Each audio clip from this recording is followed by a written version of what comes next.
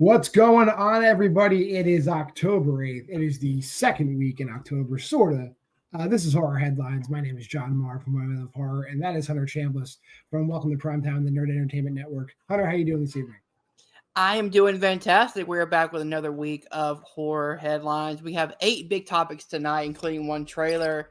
I'm super excited to be here. John, how are you? I can't complain. Terrifier 3 this week, man. I'll be seeing that later this week. And sucks is like no theater around me in my area is playing that film. I don't have to wait for it to come on Screenbox. You gotta move. Probably. You gotta move. Have to move to a bigger city. Every theater here is doing like double features, like Terrifier 2, Terrifier 3. Oh, dude, so awesome. Yeah. But I'm just gonna. I mean, that's too much of a time block for me. I'm just gonna jump into Terrifier 3. I'll be okay. Mm-hmm. But this is definitely the week. It's gonna be a big week as we get into the bulk of October. Anyway, what's our first topic of the evening?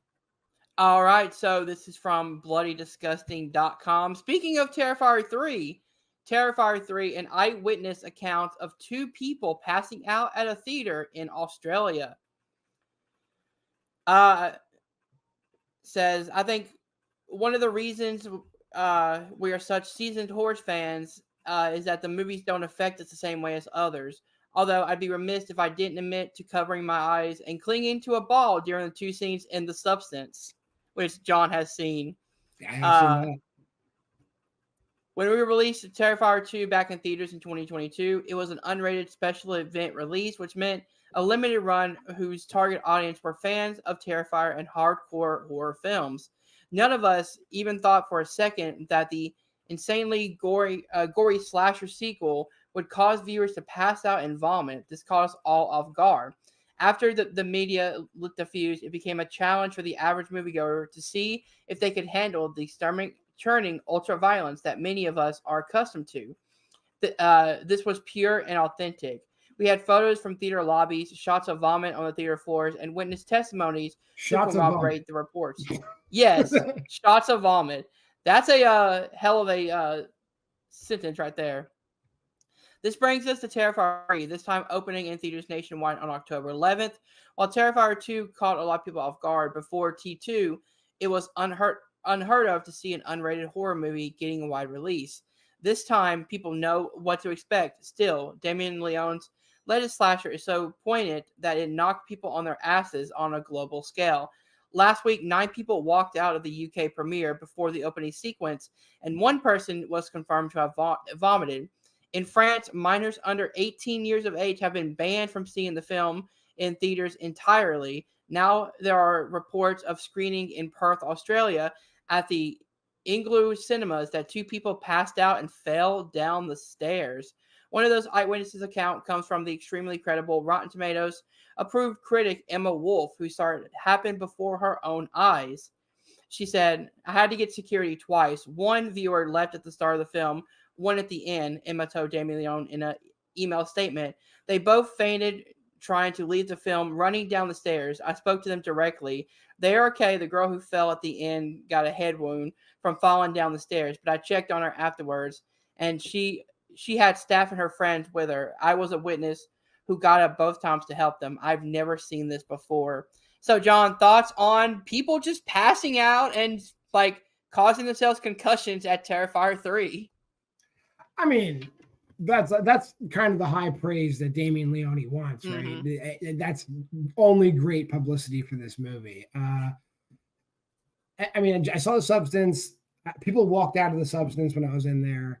And I don't think necessarily that was the intent of The Substance, but I do think Damien Leone does make movies with the hopes that people will like get offended and walk out. So mission accomplished. I don't know how the theater I signed up for to get tickets. It's not fully sold out yet, but it looks pretty packed.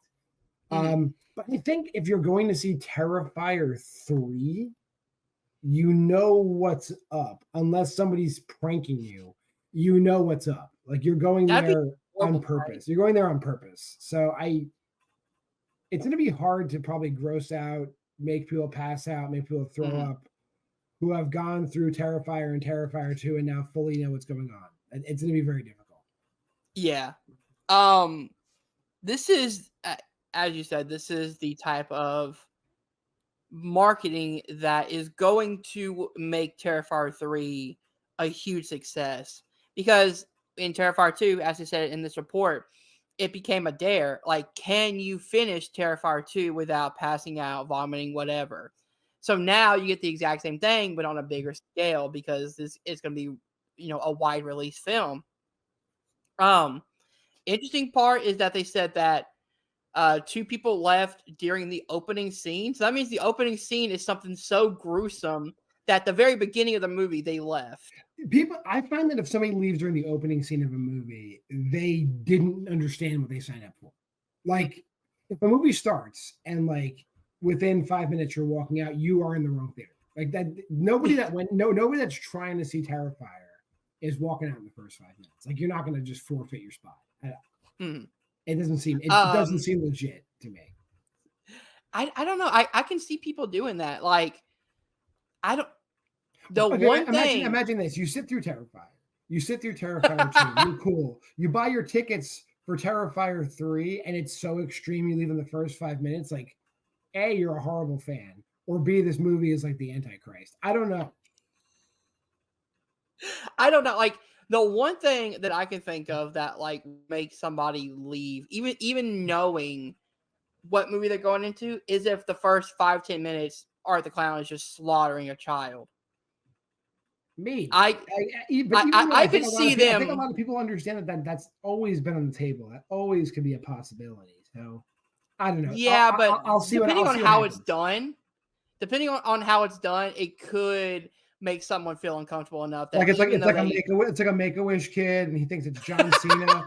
It's not John Cena. It's Art the Clown. He kills the Make-A-Wish kid. Like, sure, I guess people would. Oh my god! Don't give him ideas. Terrifier 4 is going to start off with that exact same scene. I want to see Art the Clown come out with the spinning U.S. title, the whole thing, and he puts the kid's face in it. Yeah, that'd be good. Gives him an AA. Yeah. There you go, Damien Loney. Put that for the next movie. Yeah. All right. Are you ready for the next topic? I'm ready for the next one. All right. Again, from BladeDiscussing.com. David F. Sandberg's Until Dawn movie wrapped filming over the weekend.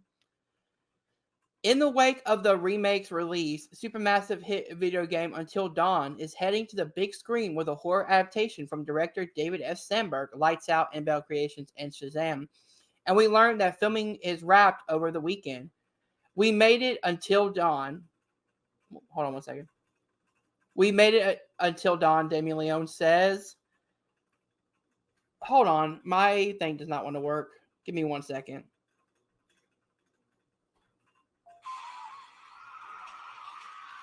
I'm having so much technical difficulties tonight. Anyway, Until Dawn is being made into a movie. We know it's an extremely popular video game. I never actually played the game, but I've seen clips of the game.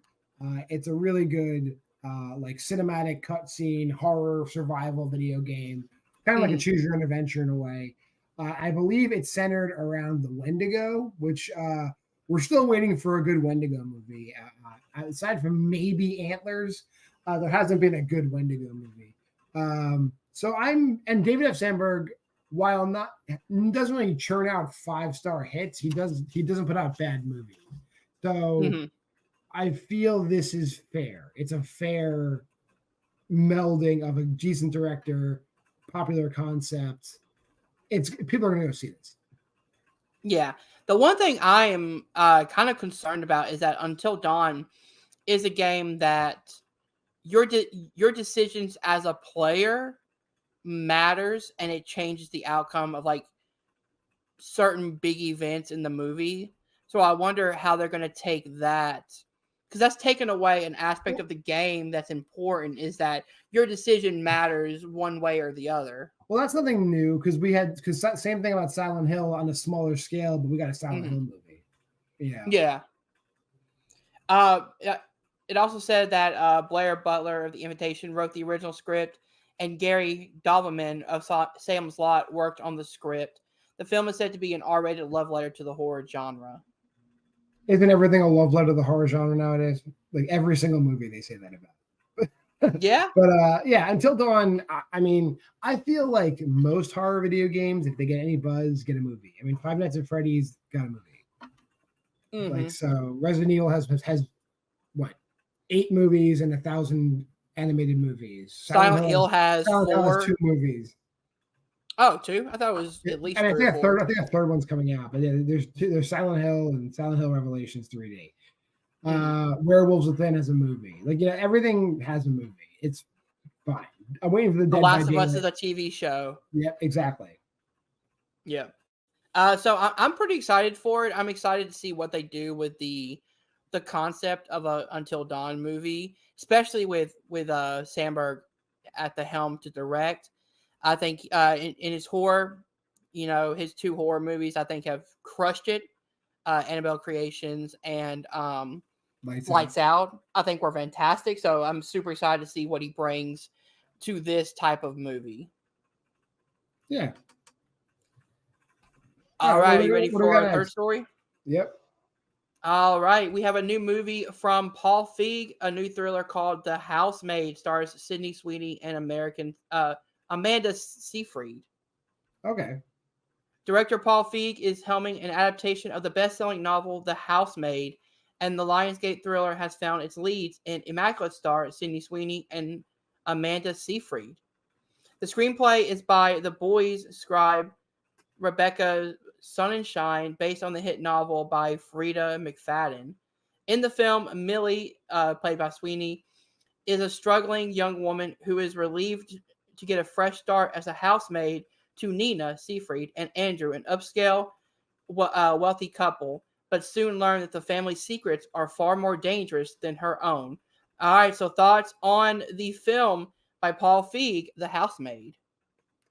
Paul Feig, while he does have some questionable things he's backed, looking at you, Ghostbusters remake. Sydney Sweeney can't really do anything wrong right now, and Amanda Seyfried is like a at this point like a grizzled young veteran of the scene. So like, I think with people are going to go see this movie. I don't think anybody cares what it's about if Sydney Sweeney's in it at this point. Oh yeah, right? So we're fine. Yeah, I'm a huge fan of Sydney Sweeney, especially because I first saw her in not Immaculate, but Euphoria, and I thought she was fantastic in that. She's great in Immaculate, which is in my top 5 horror movies of the year.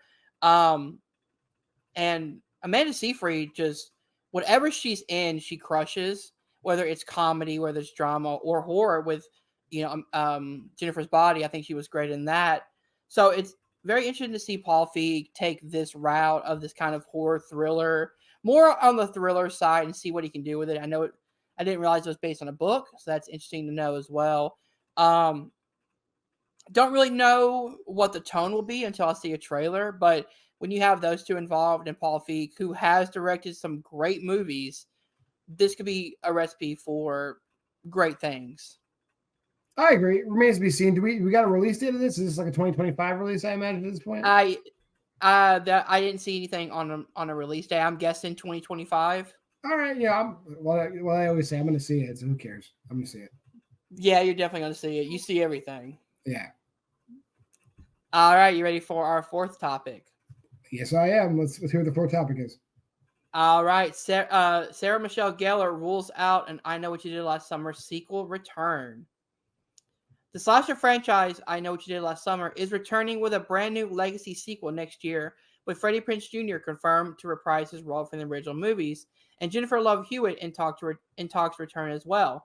One star of the 1997 slasher who won't be back, Sarah Michelle Gellar, who played Helen Shivs. Sarah Michelle Gellar's character was memorably butchered in I Know What You Did Last Summer, but it's not like we haven't seen previous dead characters return in life in the horror genre. The actress confirmed in a new chat with People, however, that she won't be back. I am dead, she said, flat out responded to the outlet when asked if she'd be back in the next year's franchise reboot. That doesn't mean she won't contribute to the project behind the scenes. However, the actress tells People, my best friend, Jennifer Caitlin Robinson, is directing it. So we joke that I have an unofficial job, which I am continuity. So I'm always the one telling her, well, that that would have happened. That wouldn't have happened in those characters. So I do have an unofficial job title. Gellar continues. So thoughts on Sarah Michelle Gellar ruling out a possible return? I don't care that she's not returning. I guarantee Ryan Philippe and Johnny Galecki are also not returning, as they were also killed in that movie. I don't need to know the characters that got murdered in the first movie aren't coming back. Thank you for that. It would be if they were like Sarah Michelle Gellar is confirmed to return. That's like what are you talking about? Like, it's fine. Like, I'm okay with characters that you see get killed not coming back. If you want my opinion, I'm totally okay with it. To be fair, we don't technically see her die on screen. It cuts right before her character is confirmed dead. So we never see her again. We know exactly. She could have survived. The fishermen don't miss. He don't miss. You don't leave people alone. The fishermen don't miss. I like that. Yeah, this is kind of a no-brainer. I put it in here just because I like talking about this franchise, and it's a big topic coming out, so I thought we might as well talk about that as well. I also heard Scream 7, Jenny McCarthy not returning. Don't be upset. She will not be in Scream 7. Nice callback. Yeah. But yeah. Again, anything could happen in the horror genre. She could have been rewritten to have survived and was living in captivity, or was living. Fucking Jamie Lee Curtis came back 3 times in Halloween. So those are different timelines, Hunter. they made it very clear. No, I mean, whatever. Anything's possible. Anything's possible in horror, but like it muddies the waters when you do things like that. Like, if it's a legacy sequel, the only characters you can bring back are Freddie Prinze Jr. and Jennifer Love Hewitt. That's it. I guess you can bring back Brandy. You can bring back Brandy too if you really want to. Yeah, that's what I was wondering, because I was like, she survived too, so, and she was just in the front room, so bring her back, guys. All right, you ready to move on to our next topic? Topic number 5. What do we got? All right, this one is a confirmed return. Matthew Lillard confirms his return in Five Nights at Freddy's 2, not Scream 7, guys. Yet. Yet. That's gonna be the first trailer, like, for Scream 7 is gonna be his appearance. They're gonna ruin everything. It'll be a clip of them watching Five Nights at Freddy's. that would be hilarious. There he is. He's in the movie. I mean, you're technically not wrong. Yeah. Matthew Lillard is keeping busy in the genre sphere. Not only does the actor have a role in Mike Flanagan's upcoming Life of Chuck, and is gearing up to release the horror-themed Macabre Spirits, but the actor also confirmed to Forbes that he will return for Five Nights at Freddy's 2. Five Nights at Freddy's 2 is currently scheduled to release in theaters on December 5th, 2025. The actor couldn't reveal much about the anticipated sequel. He told Forbes, "Not much, to be honest. I will say that I think the filmmakers have done a great job of learning from the first movie of what fans want. And I think they're given a lot more of that. It's going to be more exciting, and I think it's going to have more action. It's going to have a lot of character development stuff. It's hard to kiss around it. I think the story ends, and the movie ends in a really exciting way." So, thoughts on Matthew Lillard confirming his return in Five Nights at Freddy's 2? Not much of a surprise. I mean, not that I'm spoiling Five Nights at Freddy's, but there is a mid-credit sequence where you see that he is still alive. So I think they were teasing that Ashton was coming back. Plus, he is the cornerstone of the lore of Five Nights at Freddy's in the video games. Like, he survives like the mauling of like being in the spring lock suit. So yeah, that makes sense to me. I like it when things make sense, Hunter. So he better have come back. Yeah, he always comes back, John. He always comes back. What do you think? Yeah, this kind of made sense to me. As somebody who, I've never played the games, but I watch a lot of the game theory lore videos on Five Nights at Freddy's. Yeah. Shout out to Game Theory. I know that William Afton does come back multiple times, and that he is pretty much the main villain throughout the majority of the series. Matthew Lillard, I think, was great, even though very underutilized in the original Five Nights at Freddy's movie. Like, we don't get a lot of him, and we don't get a lot of him as the villain. We have a lot of him kind of just as a regular guy. Right. But that end scene where he's going crazy in the spring lock, and he really gets to show why we loved him as Stu. This was Stu just like all grown up and like much older, but I appreciate that he like went all out for it. So I'm excited to see what he does now that the mask is off and he doesn't have to play the straight character for a majority of the film. Now he can just be the psychopathic killer again. Well, if you figure if they were always planning on making multiple movies, that this was fine. It was well calculated. Yeah. Now he gets to be Springtrap, and that's fine. Like, I'm okay with that. Yeah, definitely. I will say I didn't mind the original movie. I don't know how you felt about it. I thought it was good for fans. Perfectly marketed to the audience they were trying to get it to. Yeah, I don't think it's a horror movie for everybody, but it's definitely a horror movie for people that like Five Nights at Freddy's. I know when I went to go see it, actually, I went to go see Divinity, which opened on the same day in the theater I went to as Five Nights at Freddy's. And as I was leaving the theater from Divinity, people in full Five Nights at Freddy cosplay were walking into the theater, and I was like, "Oh, it's like awesome." Like, it's one of these movies. Got it. And then I went. Yeah, it definitely is. This is what I hope Scream 7 does, which Five Nights at Freddy's did, which make the movie for your target audience. So make Scream 7 a love letter to the Scream fans. You know what I mean? Like bring back Sydney, bring back, all these kind of iconic shots that you bring back Dewey. Bring back Dewey. You know what? Fuck it. Who cares? Different timeline, John. Yeah, there is a new timeline. Yes.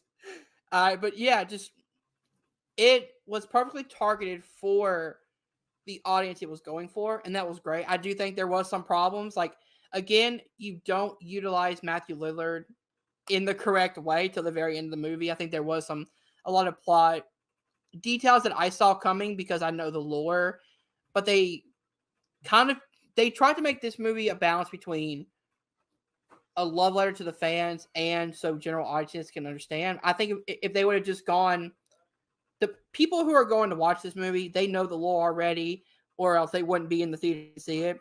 Go all out and target that demographic, then I think it would have been even more successful. I agree. All right, you ready for our next topic? I am ready. All right, we have Rachel McAdams in talks to star in director Sam Raimi's new horror movie, Send Help. After working with Sam Raimi on Doctor Strange in the Multiverse of Madness, Deadline reports that Rachel McAdams is now in talks to star in Raimi's next horror film. Raimi will be making his return to horror with the upcoming film Send Help for 20th Century Studios, and the outlet let us know that Rachel McAdams is in early talks to sign on. Sources tell us that these negotiations are in early stages and nothing is definitive at this point. But it says, Deadline details, billed as a two-hander horror thriller set on an island, the story is somewhere between Rob Reiner's Stephen King adaptation Misery and Robert Zemeckis' classic Castaway. So, thoughts on Send Help with Rachel McAdams in talks? I'm going to see a Sam Raimi movie. Full stop. I think, granted, we're not in the old school, like fly by bootstraps, 80s, late 70s, early 80s Sam Raimi. He's definitely become like a big name. He, gave us a bunch of Spider-Man movies and a Doctor Strange movie, big budget features now. But Drag Me to Hell was great, by the way. His last exactly. But if you see Drag Me to Hell, you still get all of the flourishes that we've come to love from Sam Raimi. He hasn't forgotten who he is. So a like isolated stalker person versus person thing on an island is compelling enough. With Rachel McAdams is compelling enough. You give me Sam Raimi, and now I'm intrigued. Like, what does that mean? So we'll see. Yeah. The only problem I can see while reading this is who is writing the screenplay. It's Damian Shannon and Mark Swift who wrote Freddy versus Jason. Well, it's a long time ago. That was a long time ago. I can only hope that these men have grown since then. To be fair, they also did the Friday the 13th reboot, which I thought was one of the best horror reboots. So that's a fine script. I mean, I Yeah. don't think, and I do think that when you're writing a Friday the 13th movie, you have like a set of rules you have to follow. yeah, I don't think Sam Raimi movies in general fall into that guideline. So I think they're gonna be fine. The only thing that worries me though is we've seen the dialogue between how they write like person on person dialogue scenes in Freddy vs. Jason and the Friday reboot, and they're not good. They're not good dialogue options. The directors of those movies are more action / like Marcus Nispel only did remakes for the longest time, and whatever. Sam Raimi has directed films that are not even horror films. He directed what like A Perfect Murder, whatever, A Perfect Crime. What is it? A Perfect Simple Plan, and For the Love of the Game, like a bunch of these like non-horror genre films. So he can do it all. He's gonna be fine. Any problems with the script get cleared up through the direction. I feel in Raimi, I trust. Let's go. I mean, I definitely get that. But with something like, he didn't write the script on Multiverse of Madness, which I thought was a fun Raimi movie, but script on that one was pretty bad. So I mean, it goes to show that like Raimi, when he can make a movie that he's involved with 100%, like a Spider-Man 1, 2, and 3, or more than less 3, or an Evil Dead, or a Drag Me to Hell, you get a really good Raimi film. But when he's not involved on the script and he delegates that to somebody else, that's where we can get a problem, because people can't write a Raimi movie just like Sam Raimi, because he has a unique style to him that I don't know if anyone else can replicate. Fair enough. We'll see what happens. I'm willing to reserve judgment for when I go see this movie. Yeah, me too. Which I will do. What do we got next? All right, we have our trailer talk of the episode. This one seems very interesting. It's called Time Cut. Netflix's time travel slasher slashes into early 2000s nostalgia.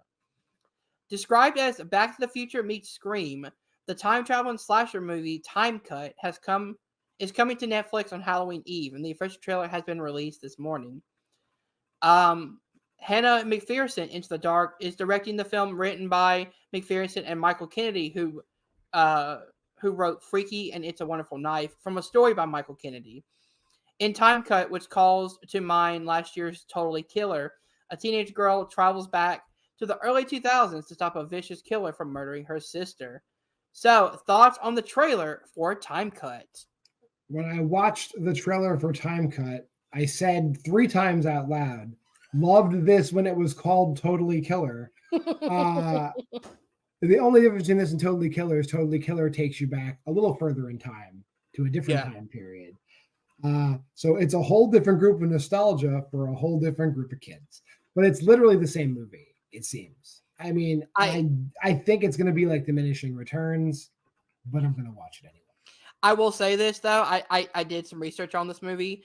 This movie was written and also like edited and everything before Totally Killer was. It was done shooting in 2021 before Totally Killer ever came out. So I don't know what happened, why it waited till now to release it.